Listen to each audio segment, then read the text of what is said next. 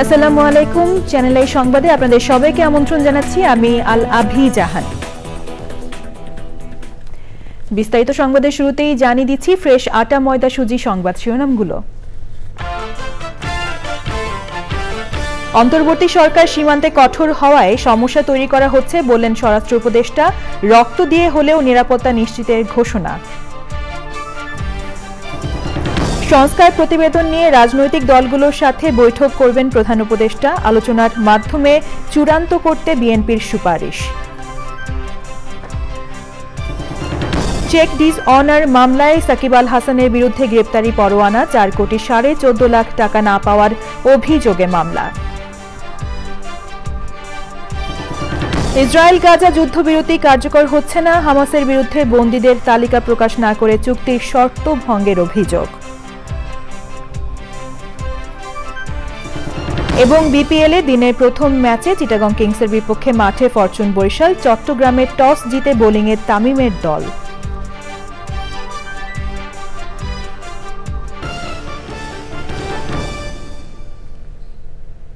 সংবাদ শিরোনামগুলো জানাচ্ছিলাম। এখনকার এই সংবাদ আয়োজন একই সঙ্গে চ্যানেল আই এর ইউটিউব চ্যানেলে এবং চ্যানেল আই এর ওটিটি প্ল্যাটফর্ম আই স্ক্রিনে লাইভ স্ট্রিম হচ্ছে। এবারে বিস্তারিত সংবাদ।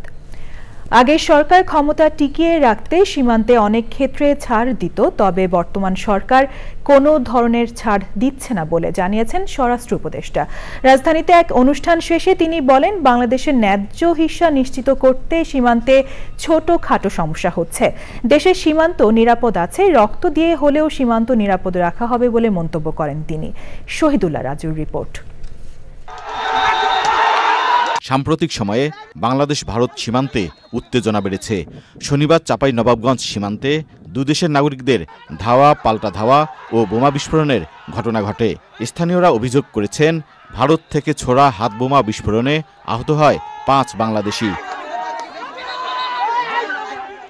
এমন পরিস্থিতিতে সীমান্ত ইস্যুতে সাংবাদিকদের প্রশ্নের জবাবে স্বরাষ্ট্র উপদেষ্টা জানান, বিজিবি বিএসএফ এর মধ্যে আলোচনা চলছে।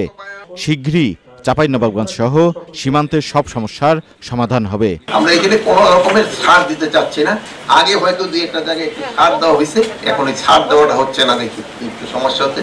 বাট এই সময়টা খুবই সাময়িক। এই আগামী ফেব্রুয়ারি মাসে ডিজি লেভেলে একটা কনফারেন্স আছে, আমার মনে এই সমস্যাটা সমাধান হয়ে যাবে। ছোটখাটো সমস্যা, আদারওয়াইজ সীমান্তে কোনো রকমের কোনো সমস্যা নাই। স্বরাষ্ট্র উপদেষ্টা বলেন, সীমান্তে কেউ কোনো ক্ষতি করতে পারবে না। আমরা একটু প্যাসিভ ছিলাম, যেটা ওইটা এখন আমরা আমাদের অধিকারটা আমরা চাচ্ছি। ওখানে অনেক সময় হচ্ছে যে ওরা হয়তো একটু সেদিক করলেও আমরা ওইরকম কোনো সময় প্রতিবাদ করি নাই। বাট এখন আমরা আমাদের যতটুকু অধিকার, আমরা ওই অধিকারটা চাচ্ছি। আমাদের যেটা আইন মতো যেটুকু আমাদের পাওনা, আমরা ওটুকু চাচ্ছি। জনগণের সহায়তায় সীমান্তে বিজিবি সর্বোচ্চ সতর্ক রয়েছে বলেও জানান স্বরাষ্ট্র উপদেষ্টা। Shahidullah Raju, channel I, Dhaka. প্রধান উপদেষ্টার প্রেস সচিব শফিকুল আলম বলেছেন, সংস্কার কমিশনের চূড়ান্ত প্রতিবেদনগুলো নিয়ে প্রধান উপদেষ্টা ডক্টর মোহাম্মদ ইউনূস সব রাজনৈতিক দলের সাথে বৈঠক করবেন। এরপরই সবার মতামতের ভিত্তিতে নির্বাচনের দিনক্ষণ চূড়ান্ত হবে। রাজনৈতিক দল হিসেবে আওয়ামী লীগ নিষিদ্ধ হবে কিনা এটা দলগুলোর বিষয়, অন্তর্বর্তী সরকারের এ বিষয়ে কোনো সিদ্ধান্ত নেই বলেও জানান তিনি। জানাতুল বাকিয়া কেকার রিপোর্ট। কৃষি বিষয়ক সাংবাদিকদের জন্য প্রেস ইনস্টিটিউট অব বাংলাদেশ পিআইবিতে প্রশিক্ষণ কর্মসূচি।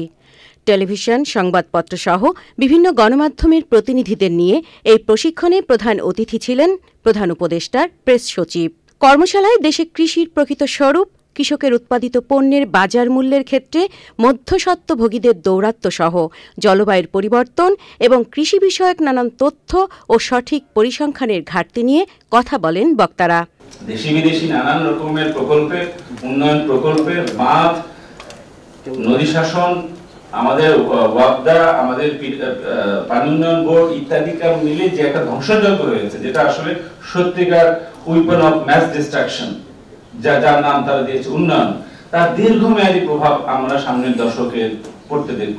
দেশে সম্প্রতি সম্পূরক কর ও ভ্যাট বৃদ্ধি ছাড়াও সরকারি কর্মচারীদের জন্য মহার্ঘ ভাতার বিষয়ে প্রধান উপদেষ্টার প্রেস সচিবের কাছে প্রশ্ন করেন সাংবাদিকরা। পরে বিভিন্ন রাজনৈতিক দলের নির্বাচনের দাবির বিষয়ে সরকারের অবস্থান জানতে চান গণমাধ্যম কর্মীরা। প্রশ্ন আসে আওয়ামী লীগের বিষয়েও। প্রফেসর ইউনূস একটা কনসেনসাস বিল্ডিং কমিশন করেছেন। এই কনসেনসাস বিল্ডিং কমিশনের কাজটা হচ্ছে ফ্যাসিলিটেট করা। এই যে রিফর্মের যে রিপোর্টগুলো এসছে, সেই রিপোর্টগুলো নিয়ে কার সাথে বসবে? পলিটিক্যাল পার্টিগুলোর সাথেই তো ডিসকাশনটা হবে। এখানে ইন্টারিম গভর্নমেন্টের কোনো মূল কাজটা হচ্ছে একটা রেফারির মতো। আমাদের মুখ্য বিষয় হচ্ছে আওয়ামী লীগের যাদের হাতে রক্ত আছে প্রত্যেকের বিচার হবে, প্রত্যেককে আমরা বিচারের জায়গায় আনবো।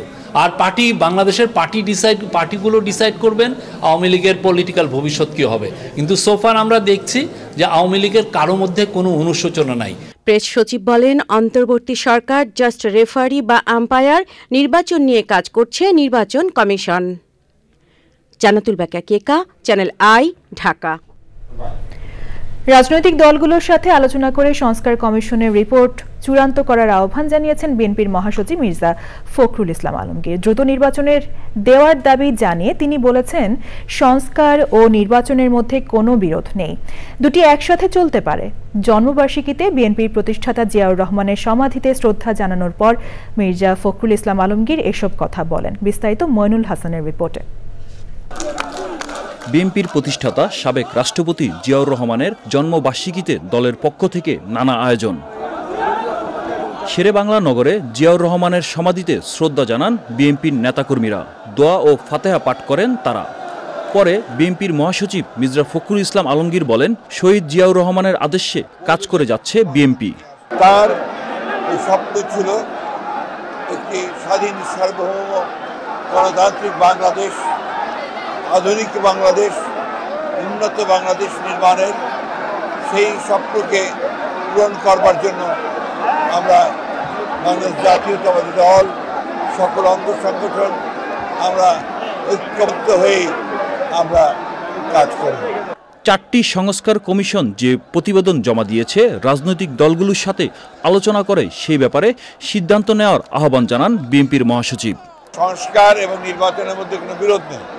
সংস্কারও চলবে, নির্বাচন হবে, এবং যে সরকার আসবে, যে দল সরকারে আসবে, তারা সেই সংস্কারগুলোকে এগিয়ে নিয়ে যাবে। আমরা আমাদের দলের পক্ষ থেকে আমরা পরিষ্কার করে বলতে পারি যে আমরা প্রতিটি সংস্কারকে এগিয়ে নিয়ে যাব। মির্জা ফখরুল ইসলাম আলমগীর বলেন, জিয়াউর রহমানের স্বপ্ন ছিল স্বাধীন, সার্বভৌমত্ব, গণতান্ত্রিক বাংলাদেশ, আধুনিক বাংলাদেশ, উন্নত বাংলাদেশ। সেই স্বপ্ন পূরণে কাজ করে যাচ্ছে BNP. Moinul Hasan, channel I, Dhaka. প্রধান উপদেষ্টার কাছে সংস্কার কমিশনের প্রস্তাবনা দেশের ইতিহাসে বিরল ও ঐতিহাসিক ঘটনা বলে মন্তব্য করেছেন বিশ্লেষকরা। তারা বলছেন, কমিশন যেসব সুপারিশ করেছে তা যেন শুধু কাগজে কলমে না থাকে। আর জুলাই ঘোষণাপত্র সবার ঐকমত্যের ভিত্তিতে ঘোষণা করা উচিত বলে মনে করেন তারা। শাকের আদনানের রিপোর্ট। প্রধান উপদেষ্টা ডক্টর মোহাম্মদ ইউনূসের কাছে বুধবার সংবিধান, নির্বাচন ব্যবস্থা, পুলিশ প্রশাসন এবং দুর্নীতি দমন সংস্কার কমিশন রিপোর্ট জমা দিয়েছে। সংবিধান সংস্কার কমিশন বাংলাদেশের সাংবিধানিক নাম গণপ্রজাতন্ত্রী বাংলাদেশের পরিবর্তে জনগণতন্ত্রী বাংলাদেশ, প্রজাতন্ত্র এর পরিবর্তে নাগরিকতন্ত্র, বাঙালি বাদ দিয়ে বাংলাদেশি, সংসদীয় নির্বাচনে তরুণ প্রতিনিধিত্ব, মানবাধিকার নিশ্চিত ও জবাবদিহিতা প্রতিষ্ঠা, প্রধানমন্ত্রী ও রাষ্ট্রপতির ক্ষমতার ভারসাম্য আনাসহ বেশ কিছু সুপারিশ তুলে ধরে। সংস্কার কমিশনের রিপোর্ট নিয়ে মতামত ব্যক্ত করেন বিশ্লেষকরা। কমিশনের যে রিপোর্ট সমূহ আসছে ভালো কথা, এটার বাস্তবায়ন যেন যথার্থ হয়। যদি বাস্তবায়ন না হয় তাহলে এই কাগজে থাকলে সেটা দেশের গণতন্ত্রের জন্য ভালো না, দেশের জনগণের জন্য কল্যাণকর না, এবং নাহলে আবার ফেঁচিবাদ আসবে। রাষ্ট্রকে সংস্কার করার যে সুযোগটা তৈরি হয়েছে, আমাদের সরকার এবং অংশীজন যাদেরকে বলছি, তাদের মধ্যে একটা ঐক্যমত্যের ভিত্তিতে এই সংস্কার কার্যক্রমগুলো বাস্তবায়িত হবে। এবং এটি কিন্তু শহীদদেরও রক্তের প্রতি যে আমাদের ঋণ, সেটা ঋণও শোধ করা হবে। এবং একই সাথে আমাদের দেশের মানুষের যে জনপ্রত্যাশা সেটাও পূরণ হবে। জুলাই গণ অভ্যুত্থানের বিপ্লবের চেতনাকে অক্ষুণ্ণ রাখতে রাজনৈতিক দল, সুশীল সমাজ ও অংশীজনের সঙ্গে আলোচনা করে দ্রুত ঘোষণাপত্র দেওয়ার পরামর্শ বিশেষজ্ঞদের। বৈষম্য বিরোধী ছাত্র আন্দোলন যদি তারা নিজ উদ্যোগে এটি করতো তাহলে রাজনৈতিক ক্ষেত্রে এটা অনৈক্যটা আরো অনেক বেশি হতে পারত। মুদ্রা কথা হচ্ছে যে এত বড় একটা বিপ্লব যেটি সংগঠিত হলো বা অভ্যুত্থান সংগঠিত হলো, এর জন্য যে একটা প্রক্লিমেশন, সেই প্রক্লিমেশনটা এমনভাবে তৈরি হওয়া উচিত যাতে এই প্রক্লিমেশনকে কেন্দ্র করে কোনো বিভেদ তৈরি না হয়। যদি কোনো দল গোষ্ঠী একমত না হয়, তবুও সরকার যারা বিপ্লবে নেতৃত্ব দিয়েছে তাদের মতামত নিয়ে এটা প্রকাশ করা। ভবিষ্যতে আর যেন কোনো স্বৈরাচার সরকার গড়ে উঠতে না পারে সেদিকে সতর্ক থাকার পরামর্শ দিয়েছেন বিশেষজ্ঞরা। Shakir Adnan, channel I, Dhaka. কোনো রাজনৈতিক বক্তব্য অনুসারে নয়, প্রধান উপদেষ্টার দেওয়ার সময়সীমা অনুযায়ী জাতীয় নির্বাচনের প্রস্তুতি নিচ্ছে কমিশন, বলেছেন প্রধান নির্বাচন commissioner AMM Nasir Uddin. UNDP কর্তৃক ভোটার হালনাগাদ সরঞ্জাম হস্তান্তর অনুষ্ঠানে তিনি বলেন, ভোটার তালিকার সন্দেহ দূর করতেই বাড়ি বাড়ি গিয়ে তালিকা হালনাগাদ করা হবে। অংশীজনদের সাথে বৈঠক করে নির্বাচন কমিশনকে কিভাবে আরও সহযোগিতা করা যায় সেটি জানানোর কথা বলেন ইউএনডিপির আবাসিক প্রতিনিধি। নাজিব বেগের রিপোর্ট। সোমবার থেকে বাড়ি বাড়ি গিয়ে ভোটার তালিকা হালনাগাদ করবে নির্বাচন কমিশন।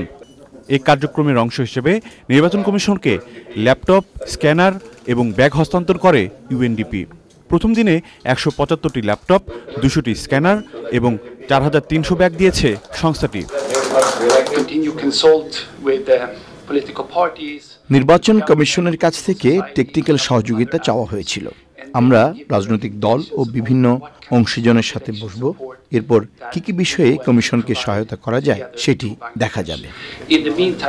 সিইসি বলেন, সুষ্ঠু নির্বাচন করতে চায় কমিশন।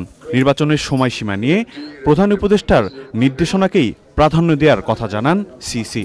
রাজনৈতিক বক্তব্য মধ্যে আমরা ঢুকতে চাই না, আইন কানুন বিধিবিধান সিস্টেমের মধ্যে থাকবো, একদম ক্লিন স্লেট। আমরা চাই যে একদম স্ট্রেট, যাতে সবাই একটা ফ্রি ফেয়ার গেম আমরা উপহার দিতে চাই। মাননীয় প্রধান উপদেষ্টার ঘোষিত যে টাইম ফ্রেম, ওটাকে মাথায় রেখে আমরা কাজ করছি। তিনি বলেন, সুষ্ঠু নির্বাচনের স্বার্থে ভবিষ্যতেও সংস্থাটির সহায়তা নিতে চায় commission. Najib beg, channel I, Dhaka. লন্ডনের বিখ্যাত হাসপাতাল দি ক্লিনিকে চিকিৎসাধীন বিএনপি চেয়ারপারসন বেগম খালেদা জিয়ার শারীরিক অবস্থা স্থিতিশীল রয়েছে। চিকিৎসকরা জানিয়েছেন, বেগম জিয়ার স্বাস্থ্যের পরীক্ষা নিরীক্ষা চলছে, এখন পর্যন্ত কোনো সিদ্ধান্তে পৌঁছাতে পারেননি তারা।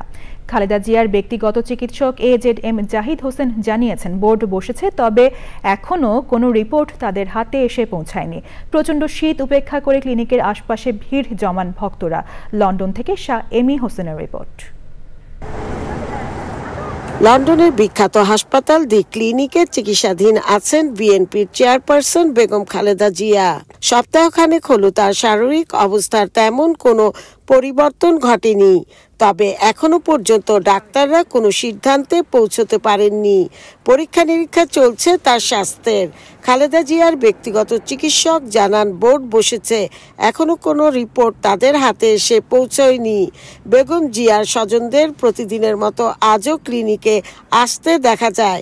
প্রচণ্ড শীত উপেক্ষা করে ভক্তরা ক্লিনিকের আশেপাশে ভিড় জমায়। আমাদের নেত্রী ম্যাডাম খালেদা জিয়ার শারীরিক অবস্থা জানার জন্য, উনি কি অবস্থানে আছে সেটা জানার জন্য এখানে আসি। আর পাশাপাশি দেশবাসী সবাইকে বলি, ম্যাডামের জন্য সবাই দোয়া করবেন। বেগম জিয়ার সুস্থতা কামনা করে জুম্মার নামাজের পর এক দোয়া মাহফিলের আয়োজন করা হয়। বিএনপির চেয়ারপারসন বেগম খালেদা জিয়া দি ক্লিনিকে চিকিৎসাধীন আছেন, সপ্তাহখানেকের উপরে হয়ে গেল, তবে আজকেও তার রিপোর্টটি হাতে এসে পৌঁছেনি বলে তার ব্যক্তিগত চিকিৎসক আমাদেরকে জানান। তবে তিনি আজকে কোনো প্রেস ব্রিফিং করেননি। তিনি বলেছেন, তার পরীক্ষা নিরীক্ষা এখনো পর্যন্ত চলছে এবং যখনই তার হাতে রিপোর্টটি এসে পৌঁছাবে তখন তিনি আমাদের মিডিয়াকে জানিয়ে দেবেন অ্যাকচুয়ালি তার কি কি রোগের জটিলতা রয়েছে। দি ক্লিনিক থেকে Shah Emi Hossain, channel I, London. Cheque dishonour মামলায় জাতীয় দলের সাবেক ক্রিকেটার সাবেক সংসদ সদস্য সাকিব আল হাসানের বিরুদ্ধে গ্রেপ্তারি পরোয়ানা জারি করেছেন আদালত। ঢাকার অ্যাডিশনাল চিফ মেট্রোপলিটন আদালত এ আদেশ দেন। আইএফআইসি ব্যাংকের চেক ডিসঅনার মামলায় এই গ্রেপ্তারি পরোয়ানা জারি করা হয়। গেল বছরের 15 ডিসেম্বর সাকিব সহ 4 আসামির বিরুদ্ধে 4,14,57,000 টাকার চেক ডিসঅনারের মামলা হয়। ব্যাংকের রিলেশনশিপ অফিসার শাহিবুর রহমান বাদী হয়ে মামলা দায়ের করেন। পিলখানায় হত্যাকাণ্ডের ঘটনায় বিস্ফোরক আইনের মামলায় প্রায় 400 জনের জামিন শুনানি ঢাকা কেন্দ্রীয় কারাগার কেরানীগঞ্জের অস্থায়ী আদালতে চলছে। সেখানে আছেন শাকের আদনান, যাচ্ছি তার কাছে। পিলখানা হত্যাকাণ্ডের ঘটনায় যে বিস্ফোরক দ্রব্য নিয়ন্ত্রণ আইনের যে মামলাটি রয়েছে, তো সেই মামলায় জামিন শুনানির জন্য আজকে যে ঢাকা কেন্দ্রীয় কারাগারের যে অস্থায়ী যে আদালত রয়েছে, তো সেখানে আসলে প্রায় 400 তখনকার যে সাবেক বিডিআর সদস্য তারা আবেদন করেছিলেন জামিনের জন্য এবং সেটি শুনানি শুরু হয়েছে বেলা 11:30টায়। এখনো সেই শুনানি চলছে এবং আজকে একজন সাক্ষী সেখানে সাক্ষ্য দিচ্ছেন। আপনারা জানেন যে 2009 সালের ফেব্রুয়ারিতে পিলখানায় যে হত্যাকাণ্ডের ঘটনা, এরপরে বিভিন্ন মেয়াদে কিন্তু তখনকার বিডিআর জওয়ানরা সাজা খাটছেন এবং স্বজনরা বলছেন যে বিভিন্ন মেয়াদে সাজা খাটার পরেও কিন্তু তাদেরকে জামিন দেওয়া হচ্ছে না এবং তারা চান যে আজকে যে জামিন শুনানি হচ্ছে সেখানে যাতে তারা ন্যায় বিচার পান এবং তাদের যে স্বজনরা রয়েছেন তারা বলছেন যে জওয়ানদের নিয়ে তারা বাড়ি ফিরতে চান। তো এখনো চলছে। তো একজন সাক্ষী তার সাক্ষ্য দিচ্ছেন এবং তিনি সাবেক একজন মেজর। তো এখানে আইন শৃঙ্খলা পরিস্থিতি এখানে আপনারা দেখতে পাচ্ছেন যে পর্যাপ্ত নিরাপত্তা ব্যবস্থা নেওয়া হয়েছে। তো আসলে এই ঢাকা কেন্দ্র যে কারাগার রয়েছে, তো কেরানীগঞ্জে স্থাপিত অস্থায়ী আদালতে এই শুনানি চলছে। ধন্যবাদ। ইসরায়েল গাজা যুদ্ধবিরতি কার্যকর হচ্ছে না বলে জানিয়েছেন ইসরায়েলি প্রধানমন্ত্রী বেনিয়ামিন নেতানিয়াহু। বাংলাদেশ সময় আজ দুপুর 12:30টায় যুদ্ধবিরতি কার্যকর হওয়ার কথা ছিল, তবে নেতানিয়াহু জানিয়েছেন হামাসের পক্ষ থেকে মুক্তির অপেক্ষায় থাকা ইসরায়েলি বন্দীদের তালিকা প্রকাশ না করায় চুক্তির শর্ত ভঙ্গ হয়েছে, তাই যুদ্ধবিরতি কার্যকর হবে না। সুদীপ্তা মাহমুদের রিপোর্ট।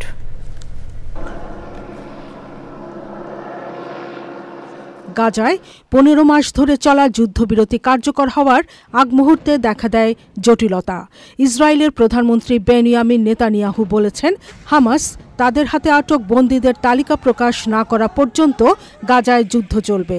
ইসরায়েলের প্রতিরক্ষা বাহিনী আইডিএফকে হামলা বন্ধ না করার নির্দেশ দিয়েছেন তিনি।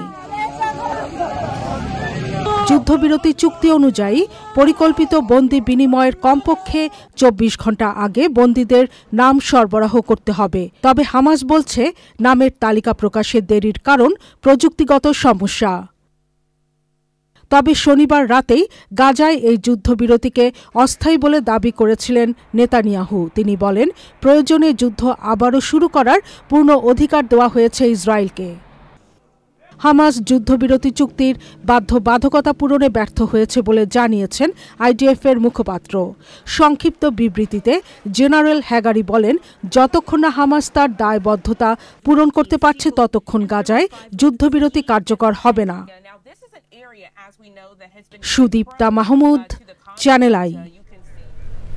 জমকালো আয়োজনে 20 জানুয়ারি 47তম মার্কিন প্রেসিডেন্ট হিসেবে শপথ নেবেন ডোনাল্ড ট্রাম্প। সুপ্রিম কোর্টের প্রধান বিচারপতির পরিচালনায় শপথ অনুষ্ঠানে যোগ দিবেন বিভিন্ন দেশের আমন্ত্রিত অতিথিরা। 48 কিলোমিটার এলাকা জুড়ে 25,000 সুরক্ষা কর্মী ও 8,000 ন্যাশনাল গার্ড এবং 4,000 পুলিশ অফিসারকে রাখা হবে নিরাপত্তার দায়িত্বে। যুক্তরাষ্ট্র থেকে মাইনুল ইসলামের পাঠানো তথ্য, ভিডিওচিত্রে মাসরুর শাকিলের রিপোর্ট। দ্বিতীয় মেয়াদে 20 জানুয়ারি যুক্তরাষ্ট্রের 47তম প্রেসিডেন্ট হিসেবে ক্ষমতায় বসতে চলেছেন রিপাবলিকান ডোনাল্ড ট্রাম্প। শপথ গ্রহণ অনুষ্ঠান ঘিরে ইতোমধ্যেই নেওয়া হয়েছে ব্যাপক প্রস্তুতি। সাজসজ্জা, কঠোর নিরাপত্তা, বিভিন্ন দেশের রাজনৈতিক ও প্রশাসনের শীর্ষ কর্মকর্তাদের আমন্ত্রণ সহ নানা কাজে ব্যস্ত ওয়াশিংটন। ক্ষমতা ছাড়ার পর থেকে শুরু করে এ পর্যন্ত ট্রাম্পই ছিলেন মার্কিন মিডিয়ার সর্বাধিক আলোচিত ব্যক্তি, হয়েছেন লাঞ্ছিত এবং হামলার শিকারও। আলোচনায় উঠে এসেছে ক্ষমতা গ্রহণের পরপরই 100 নির্বাহী আদেশ জারি করবেন ডোনাল্ড ট্রাম্প। আন্তর্জাতিক গণমাধ্যম ইঙ্গিত দিচ্ছে প্রশাসনের শীর্ষ পদে স্থান পাবেন ট্রাম্পের অনুগতরাই। নিজের মতো করে যুক্তরাষ্ট্রকে সাজাতে আস্থাভাজন ব্যক্তিদের উপরই নির্ভর করছেন তিনি। মার্কিন কংগ্রেসে রিপাবলিকানদের সংখ্যাগরিষ্ঠতা বলে দিচ্ছে বিশ্ব পরিচালনায় ট্রাম্পের সিদ্ধান্ত বড় ভূমিকা রাখবে। শপথ আয়োজনের অন্যতম আকর্ষণ গালা অনুষ্ঠান। এর প্রায় সবকটিতেই উপস্থিত থাকবেন মার্কিন মুলুকের নতুন কর্ণধার। শপথ গ্রহণের আগের রাতে ওয়াশিংটনের ক্যাপিটাল ওয়ান এরিনায় ভিক্টোরিয়া র্যালি করবেন ট্রাম্প। অভিষেক অনুষ্ঠানের আগের দিন কথা রয়েছে একটি সমাবেশ আয়োজনের, যেখানে মার্কিন জনপ্রিয় সঙ্গীত শিল্পীরা উপস্থিত থাকবেন।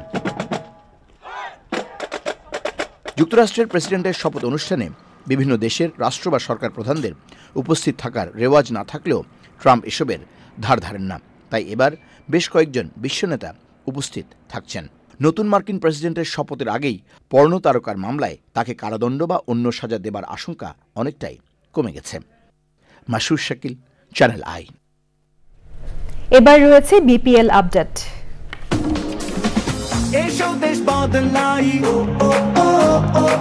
পৃথিবী বদলাই আবার এলো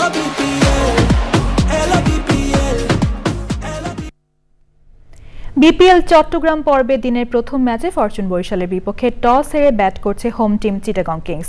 ব্যাটিংয়ে নেমে 31 রানে 4 উইকেট। দর্শক, শেষ খবর পর্যন্ত চিটাগংয়ের সংগ্রহ 6 উইকেটে 65 রান। বিপিএলে একদিন বিরতি দিয়ে মাঠে গড়িয়েছে চট্টগ্রাম পর্বের খেলা। চট্টগ্রাম জহুর আহমেদ চৌধুরী স্টেডিয়ামে আছেন আদিল আহমেদ শান। যাচ্ছি তার কাছে। শান, আজ তো চট্টগ্রামের খেলা, দর্শকদের উন্মাদনা কেমন দেখছেন? ধন্যবাদ আভি। আসলে দর্শকদের উন্মাদনা যদি আমি একটু মাঠের বাইরে গিয়ে দেখাতে পারতাম তাহলে খুবই ভালো হতো। মাঠে অলরেডি চিটাগং কিংসের 6টা উইকেট পড়ে গেছে, কিন্তু দর্শক এখনো প্রায় 1000 খানেক দর্শক আছেন মাঠের বাইরে। তারা এখনো ঢোকার চেষ্টা করছেন এবং যতটুকু আমরা বুঝতে পারছি এখন পর্যন্ত যতগুলো দর্শক আসছেন আপনারা দেখতে পাচ্ছেন মাঠে কি পরিমাণ দর্শক। আর আজকে দুইটা ম্যাচই খুবই হাই ভোল্টেজ একটা ম্যাচ হতে যাচ্ছে এবং সেই হাই ভোল্টেজ ম্যাচটিকে ঘিরে এখন পর্যন্ত প্রচুর পরিমাণে দর্শকের সমাগম হয়েছে। তবে অনেকে হয়তো মন খারাপ করতে পারেন, চিটাগং কিংস বড় কোনো স্কোর সংগ্রহ করতে পারছে না এইটুকু বোঝা গেছে, কারণ টপ অর্ডার ব্যাটাররা এই মুহূর্তে আউট হয়ে গেছেন এবং সেই আউট হয়ে যাওয়ার পর এবং আপনারা একটু দেখাতে পারেন, যদি দেখেন যে পরিমাণ দর্শক আছেন সেই পরিমাণ দর্শকের সমাগমটা যদি আপনাদেরকে দেখায় কি পরিমাণ মাঠে দর্শক। গ্যালারিটা যদি দেখেন, গ্যালারি ইতিমধ্যে কিন্তু কানায় কানায় পূর্ণ হয়ে গেছে। আর আমরা মাঠের অবস্থা থেকে যতটুকু বুঝতে পারছি এই খুবই একটা হাই ভোল্টেজ ম্যাচ হবে এবং সেই ম্যাচটিকে ঘিরে দর্শকদের উন্মাদনা খুবই থাকবে এবং খুব জমজমাট একটা ম্যাচ আশা করেছিল চিটাগংবাসী, কিন্তু মনে হচ্ছে সেরকম খুব জমজমাট একটা ম্যাচ হবে না, কারণ একটা লো স্কোরিং ম্যাচ হবে এবং হয়তো খুব সহজেই ফরচুন বরিশাল ম্যাচটি জিতে যেতে পারে এবং তামিম ইকবাল যেহেতু লোকাল বয় হয়তো সেই প্রত্যাশা ফরচুন বরিশালের হয়ে চট্টগ্রামের দর্শকদের মেটাতে পারেন। আমি এই ছিল আমার কাছে চট্টগ্রামের স্টেডিয়াম থেকে সর্বশেষ। শান, ধন্যবাদ আপনাকে। সংবাদের এই পর্যায়ে নিচ্ছি বিরতি। বিরতির পর আরো ফিরে এলাম বিরতির পর। যুক্তরাষ্ট্রের জনপ্রিয় ভিডিও শেয়ারিং অ্যাপ টিকটক বন্ধ করে রাখা হয়েছে। শনিবার রাত থেকে চীনা অ্যাপটি সরিয়ে নেওয়া হয়েছে অ্যাপল এবং গুগল প্লে স্টোর থেকেও। রোববার থেকে টিকটকের উপর নিষেধাজ্ঞা কার্যকর হওয়ার কয়েক ঘন্টা আগে অফলাইনে রাখা হয়েছে অ্যাপটি। চীনা কোম্পানি বাইটডান্সের মালিকানাধীন অ্যাপ টিকটক যুক্তরাষ্ট্রে বেশ জনপ্রিয়। দেশটিতে প্রায় 17 কোটি মানুষ এই অ্যাপ ব্যবহার করে থাকেন। এবার নিটল ডাটা কৃষি সংবাদ।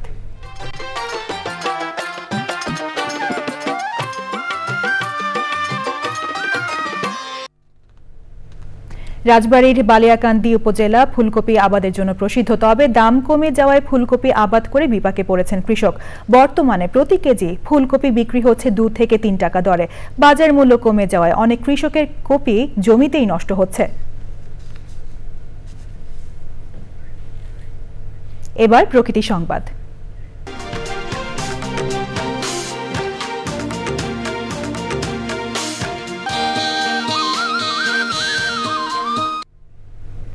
গাইবান্ধার নদী তীরবর্তী চরবাসীর দুর্যোগকালীন সক্ষমতা বাড়ছে। দুর্যোগ প্রতিরোধে আগাম প্রস্তুতি ও করণীয় নিয়ে সচেতনতা বাড়াতে তাদের সহায়তা করছে বিভিন্ন সংস্থা। এতে প্রাণহানি ও ক্ষয়ক্ষতি কমিয়ে আনার পাশাপাশি দুর্যোগ পরবর্তী সময়ে দ্রুত ঘুরে দাঁড়াতে সক্ষম হচ্ছেন চরাঞ্চলের বাসিন্দারা। এখন দেখবেন খেলার খবর।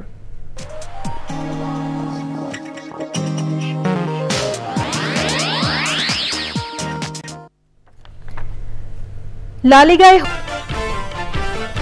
অন্তর্বর্তী সরকার সীমান্তে কঠোর হওয়ায় সমস্যা তৈরি করা হচ্ছে বললেন স্বরাষ্ট্র উপদেষ্টা। রক্ত দিয়ে হলেও নিরাপদ নিশ্চিতের ঘোষণা। সংস্কার প্রতিবেদন নিয়ে রাজনৈতিক দলগুলোর সাথে বৈঠক করবেন প্রধান উপদেষ্টা। আওয়ামী লীগের ভবিষ্যৎ দলগুলো নির্ধারণ করবে মন্তব্য। আলোচনার মাধ্যমে সংস্কার প্রতিবেদন চূড়ান্ত করতে বিএনপির তাগিদ। শহীদ রাষ্ট্রপতি জিয়াউর রহমানের জন্মবার্ষিকীতে শ্রদ্ধা।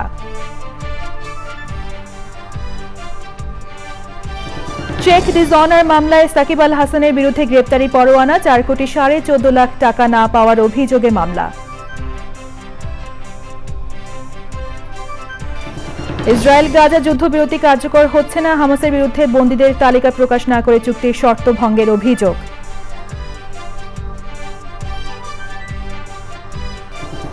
এবং বিপিএল এ দিনের প্রথম ম্যাচে চিটাগং কিংসের বিপক্ষে মাঠে ফরচুন বরিশাল। চট্টগ্রামের টস জিতে বোলিংয়ে তামিমের দল।